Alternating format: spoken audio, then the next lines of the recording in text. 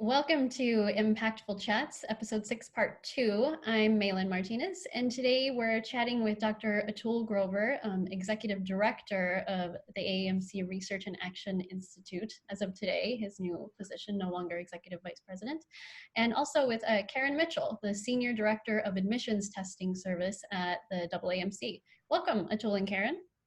Hi, nice to talk to you. Yeah. So Atul, can you just start with some very basics? Just tell us a little bit about what the AAMC does. What is the role of the AAMC? So the AAMC, the Association of American Medical Colleges, was established now, I think it's like 170 years ago. And we were established to advance medical education. That's what's in our charter. We're a 501c3 not-for-profit organization.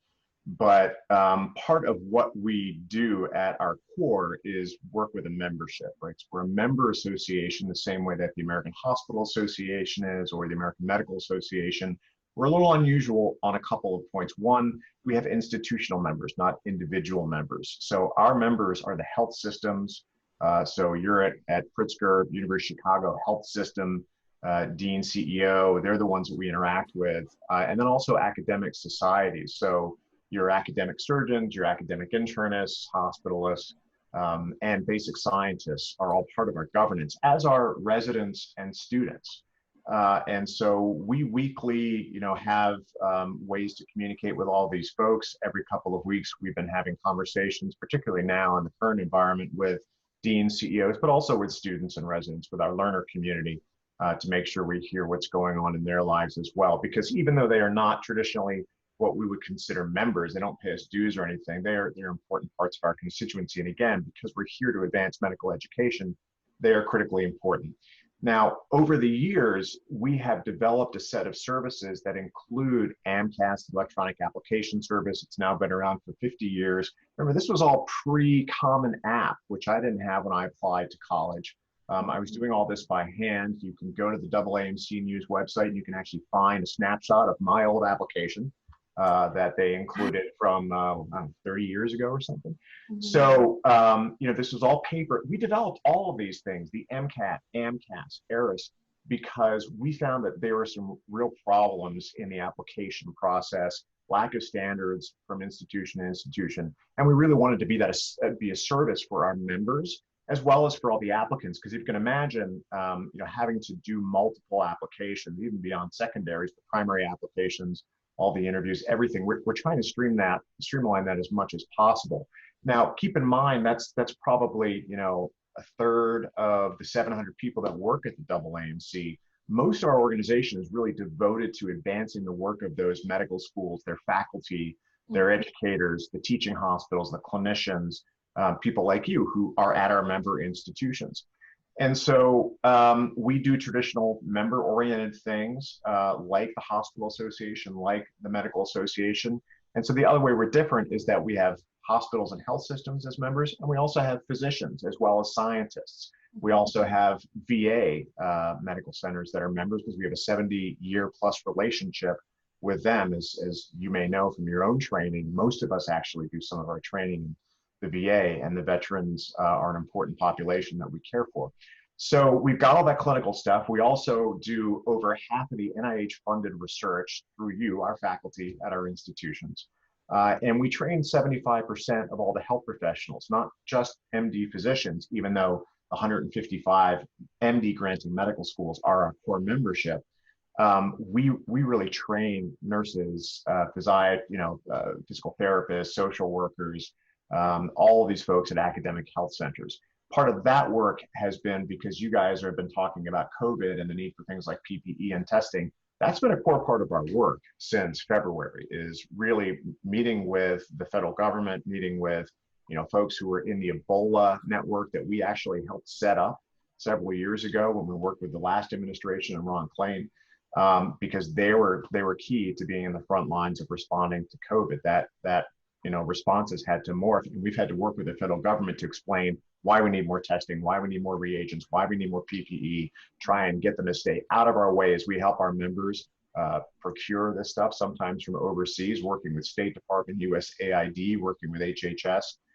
So it's all pretty complicated, the stuff that we do. And yet I know a lot of the questions, a lot of the attention recently has been focused on the MCAT, which is why you really don't want me here. You want Dr. Karen Mitchell, who actually runs the MCAT and knows what she's talking about. So I brought her along because she can probably answer most of the rest of your questions better than I can.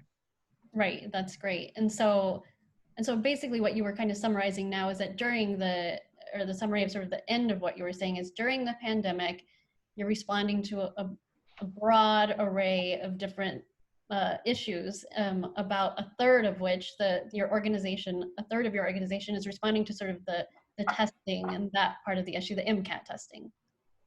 Was that correct? Well, but between MCAT, ARIS, AMCAS, Convey, which is a conflict of interest reporting system for our faculty and institutions, that whole bucket is probably about a third of the organization. Oh, that's and Karen can tell you more about, the MCAT itself.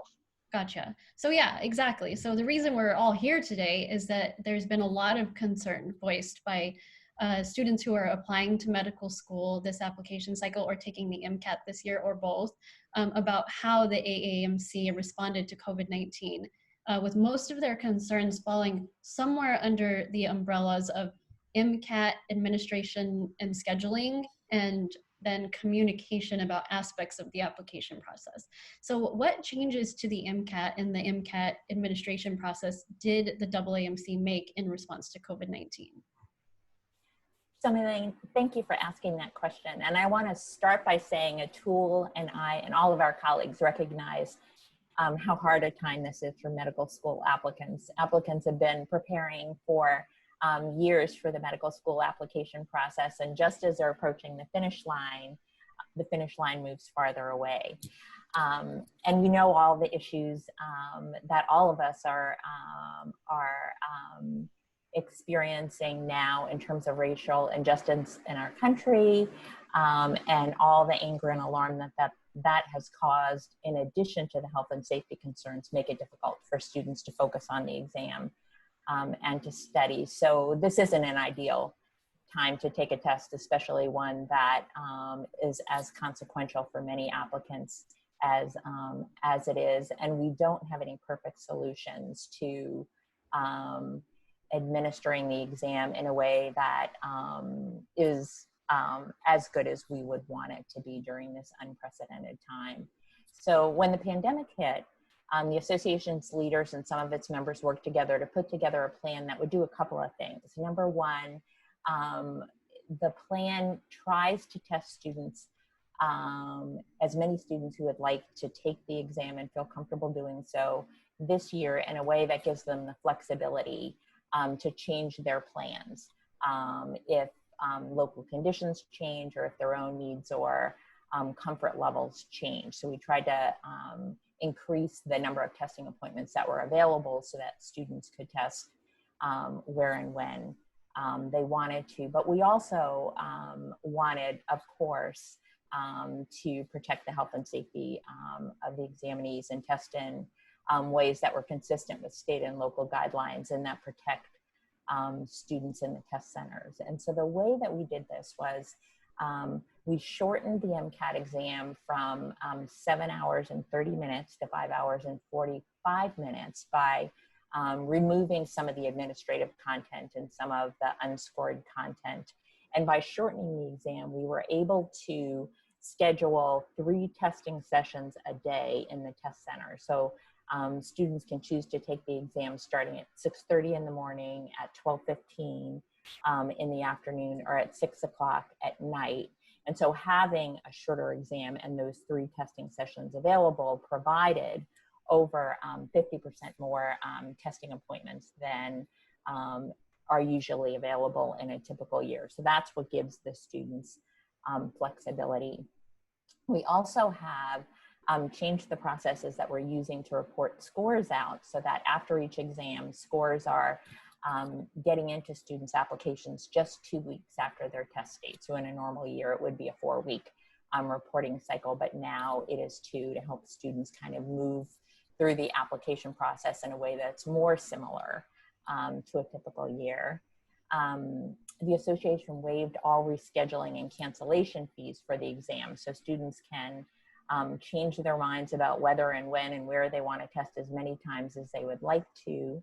We also extended any subscriptions that students had to the MCAT preparation products that the association provides, so that students can continue testing until they're able to take the exam. So through the end of this calendar year. And then importantly, because things are so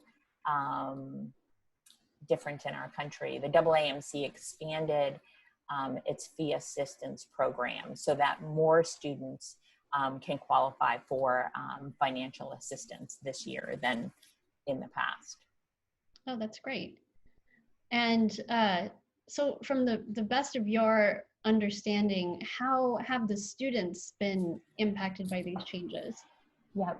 And so Maylin, we touched on some of the pressures that students are now feeling, and I'm sure that that those pressures multiply as students begin to worry about whether there'll be future cancellations as things change in our country.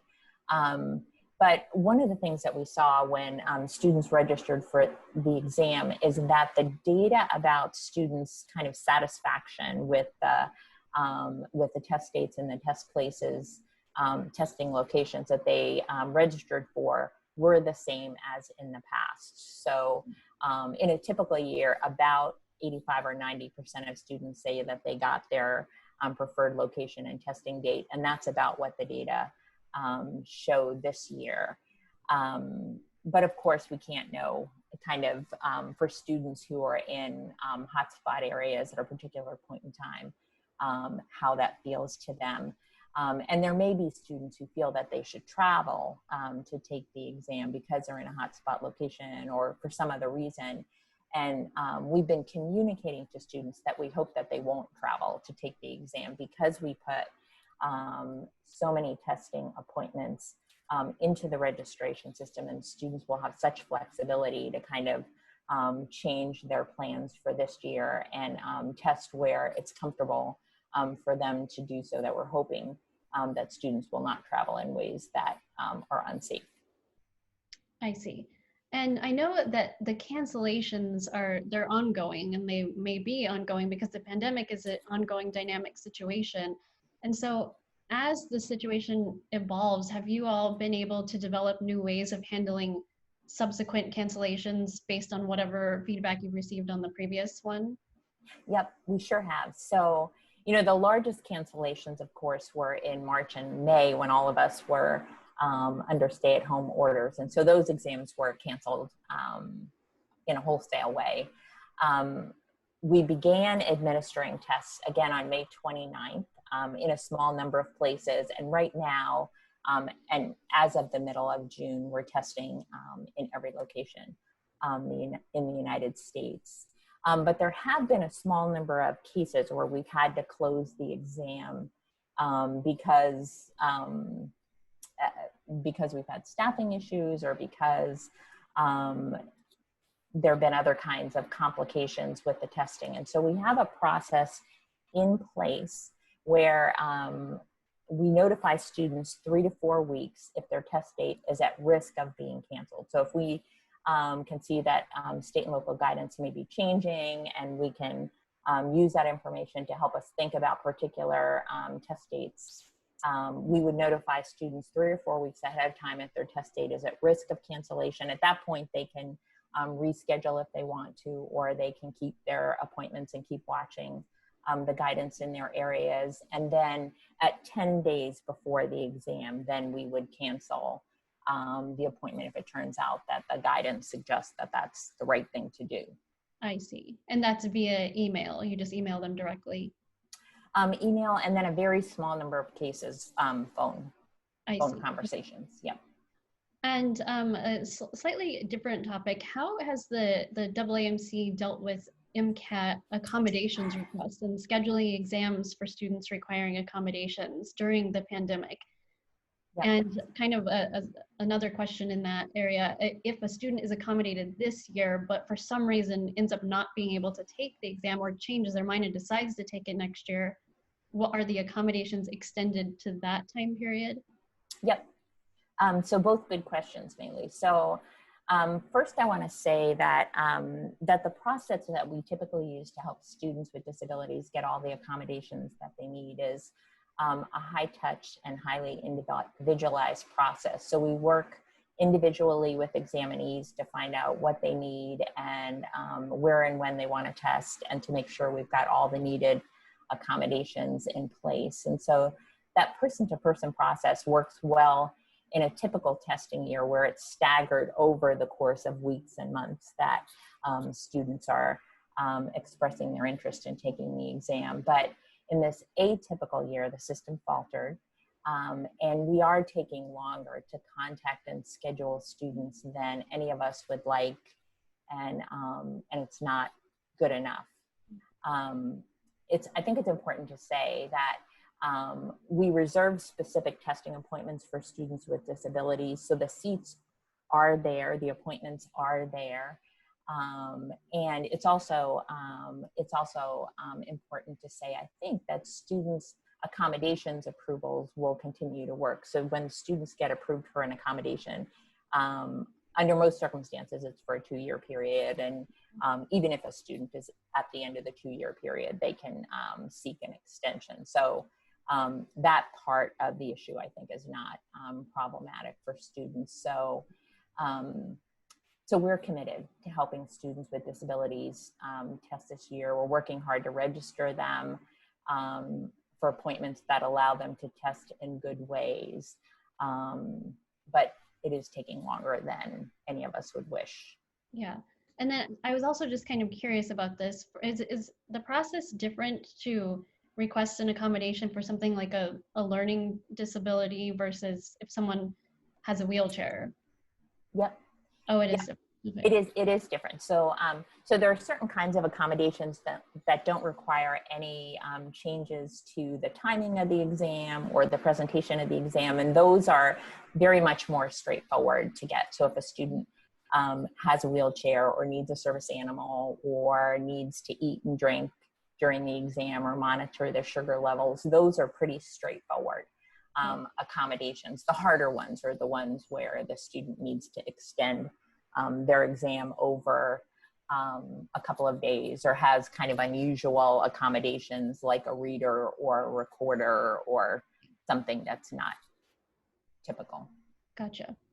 And then how is physical distancing and other sort of hygiene being maintained at the testing centers right now?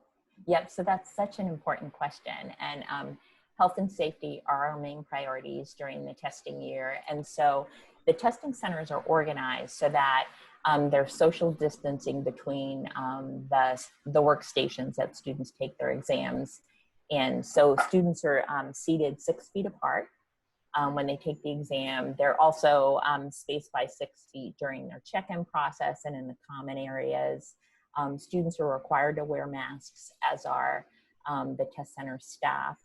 And then there are rigorous cleaning procedures that are in place in all of the examinee touch points. So between examinees, of course, you know, with their equipment and their chairs and the things that they might touch on their way into and while they're taking the exam, but also in the other high touch areas of the test centers, like you know, door handles and lockers and so on. Those are cleaned once an hour.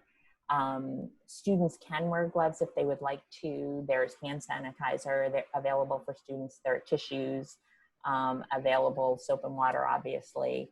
And so we think that the protections that are in place do a good job of helping students to stay safe when they're in the testing centers. Yeah, great. And then one of the real sort of pressing questions, and something that's been talked about a lot, is why can't the MCAT be done remotely or made optional or be waived altogether this year? Right. So I'll start with the first question, Maylin, which is why it isn't administered remotely. So we, you know, when the pandemic struck and we knew we needed to change the testing plan for the year, we looked at a variety of options for test administration, including online remote proctored administration. But we think that center-based administration with the social distancing and other protections we have in place is a better choice for students. We think it is fairer to students, and that it will result in scores that have better integrity. And so, so one of the things that we all know is that 20% of households in the United States don't have access to reliable, high-speed internet connections. There's obviously variability in the hardware and software that folks have available to them in their homes and in the browsers that are available, and in users' kind of capability to kind of troubleshoot any technical problems that might arise during an exam.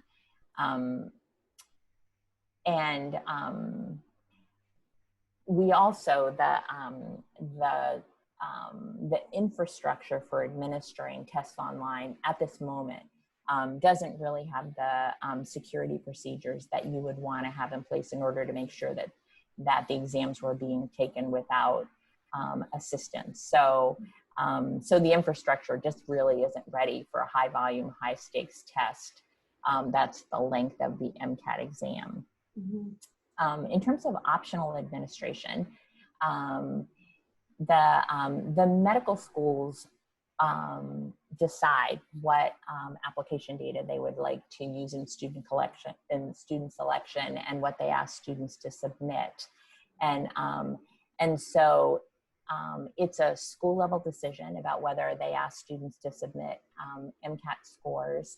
Our data show that schools are making plans to use MCAT scores and other parts of the application process that are a little bit different this year in very flexible ways. So schools are adjusting their timelines for when students submit different application data. They're adjusting the processes that they use to look at their data. Some of them are reviewing applications before MCAT scores are received. And you probably know this, Malin, but over 90% of the medical schools use holistic review processes that really look at the application in context and look at the academic data that are provided by transcripts and MCAT and letters and so on in the context of students' attributes and experiences and opportunities to learn. So schools already good holistic review processes, I think, will serve them and their applicants well this year.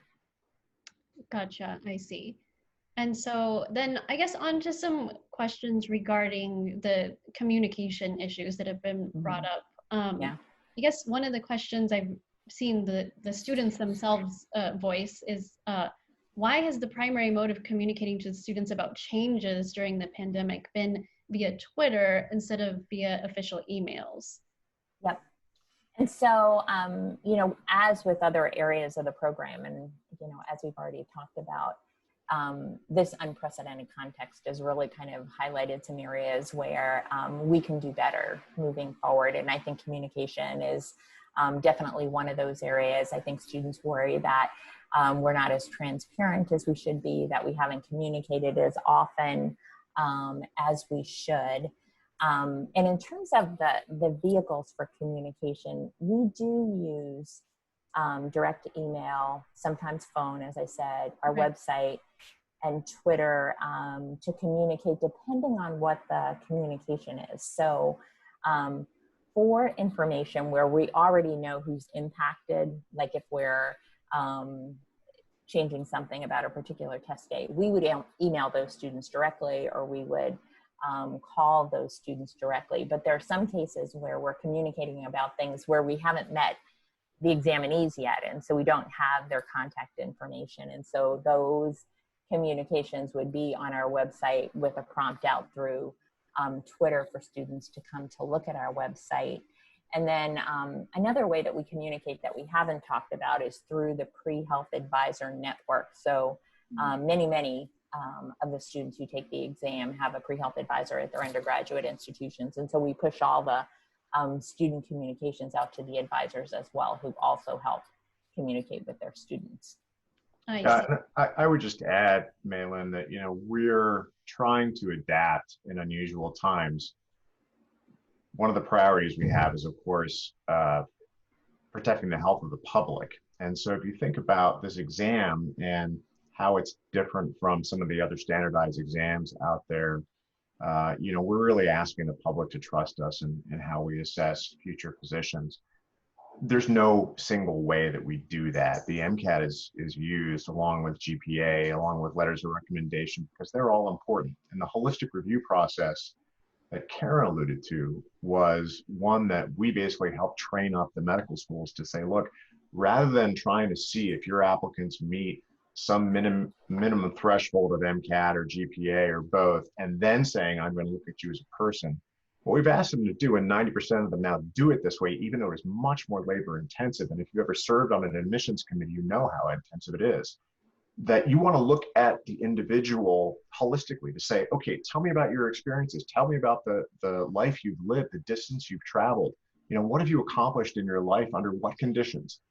And then let's make sure that you meet these other criteria like MCAT and GPA. And I will confess to you, I had a lousy GPA, right? And I tested really well on the MCAT. I was accused of cheating on the MCATs in one of my interviews because they said, we don't get it. How did you do so badly in school, right? And do so well on the MCAT? I showed up and I studied. And there was a lot more to it than that. But these are all just pieces of information. Mm-hmm. And when we know who we're communicating with and we know we have to get it to everybody, we want to do it as equitably as possible, right? And having that equitable opportunity is critically important for us and for the public. So it means that while I might hear from 5 or 55 students on Twitter, and I'm on Twitter and I'm a leader in the association, and that is totally fair game, we're trying to respond to them as much as we can. I also don't want to give anyone an unfair advantage. I don't want to just give information to that 1 or that 50 students that's reaching out to me or, complaining or asking questions. There are 50,000 people a year that apply to medical school, right? How am I being fair to the other 50,000 at the same time that I'm considering the needs of 55 or 200 or 500 or 5,000, right? That is a really hard thing to do, but we are trying our best. We also have to make sure our own staff are safe and protected.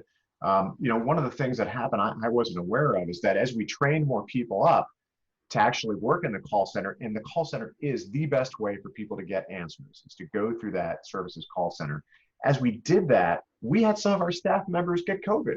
We had some of their family members get COVID, and they had to take care of them. We've had folks whose family members have died, right? And we have to take care of those staff members too. So all of this is kind of a moving target. And in particular now, let me just say that, we are advocates for testing and the public health and PPE and all the things that I know that you and your colleagues within our health systems are really pushing for every day. And we've got to figure out how to do all these things together. We're never going to do every single thing perfectly. We are trying. And I hope that your listeners will certainly get a sense of that. And also email me at agrover@aamc.org if they're not getting answers to questions. I'll get them in front of the right people. I'll probably send them to Karen. Right. And I think in that comment, you sort of answered my next question that I was going to ask, which is how, if the process of responding to emails and answering phones, if those have been adapted in any way during this pandemic to meet kind of what is the surging demand because of cancellations, et cetera. Yeah, we have actually hired additional people in our call centers and the services contact center to handle the influx.